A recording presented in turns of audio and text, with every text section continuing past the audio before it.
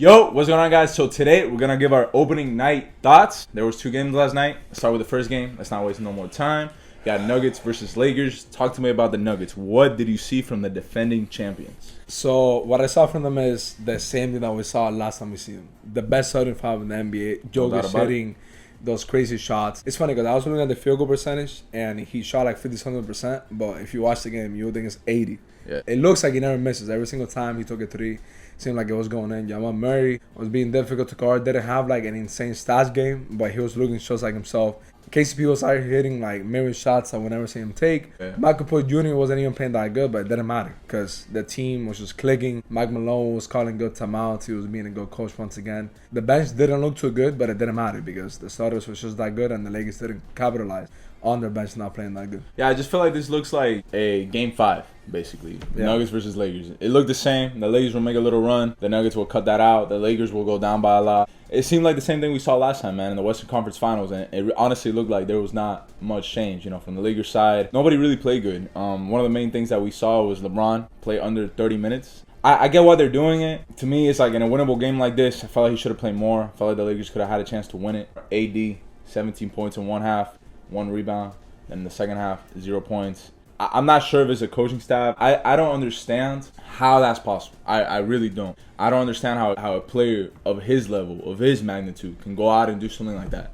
That's honestly mind-blowing. And something that you brought up, interesting, I feel like the Lakers have too many people in the team that need shots. So like Rui, for example. Rui looked a bit awkward out there, you know what I'm saying? I feel like he's attacking the basket a little bit too much, not really focusing on his games.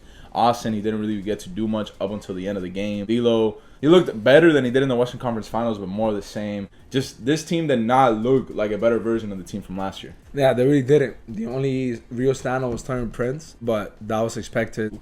He doesn't really need that much time to fit in because he's just a 3-and-D player. He shot great, and that is something that I think is going to continue. But then you look at somebody like Gabe Vince. For a lot of the game, he was just standing around, not really doing much. And the only time that he was able to get something going is when he actually got the ball, did a few moves.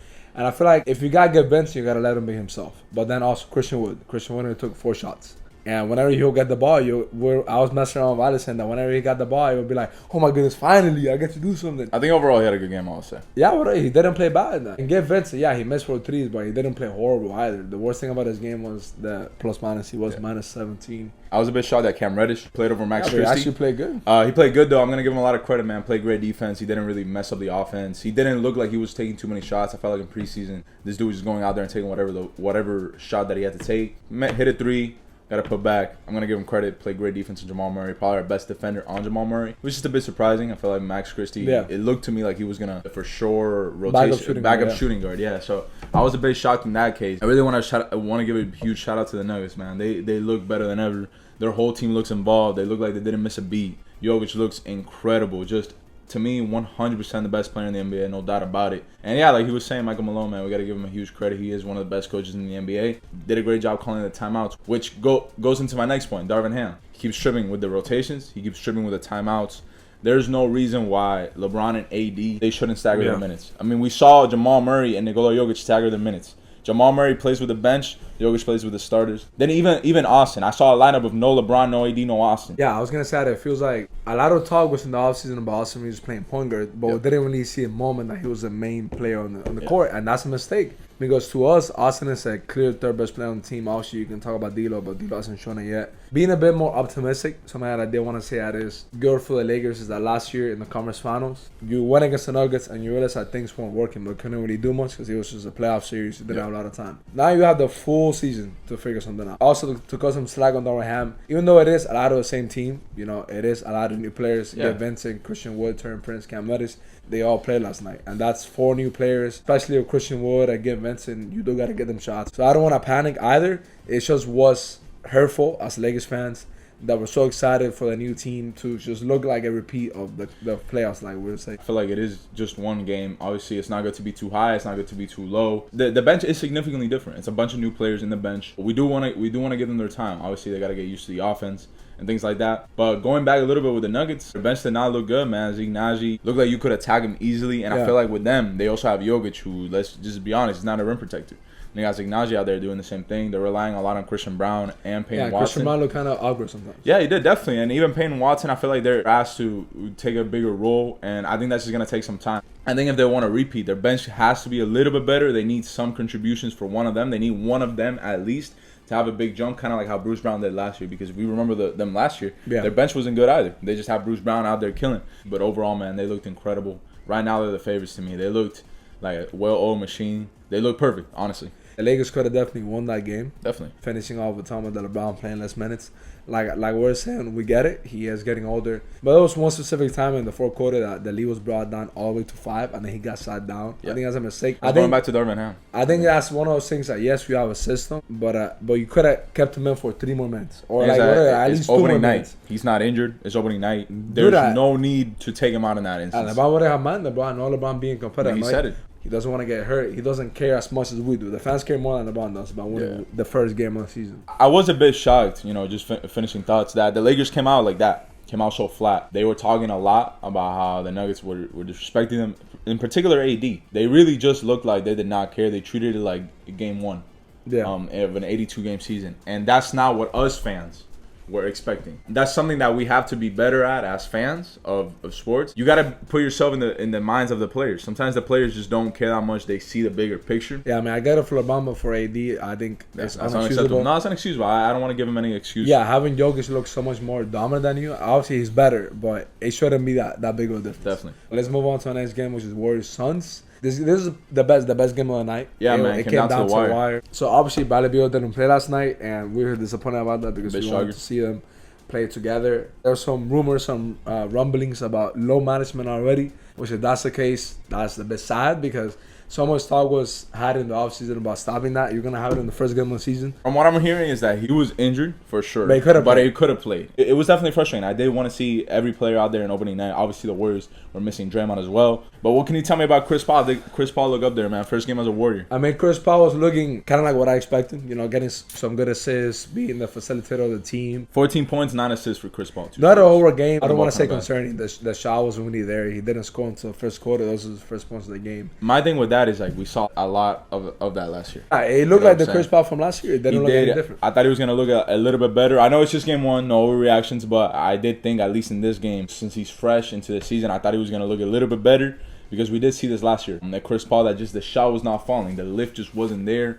And we saw a little bit of that last night. Obviously, he's going to get the whole team involved. And we're hearing that he's getting ready to start coming off the bench. I think perhaps. He should. We're saying he should. I do think that seeing this and seeing them how it fits together, I think him coming off the bench, that will probably be best for him. Well, I think once Raymond Green starts being injured, they should just put him in instead of Chris Paul. We did see solid games from Kuminga and Moody. Both play really good, and that's something we talked about a lot. That if the Warriors want to have a chance of repeating, both of them have to have a good season, especially Kuminga. Because Moody's a role player. Moody didn't play bad last year. Talking a bit about the Suns, Booker came out picking right where he left off in the playoffs, dropping 30 points, looking like the best player on the team. KD struggled a little bit, which is we've been seeing that more and more happening, him out in those off shooting nights.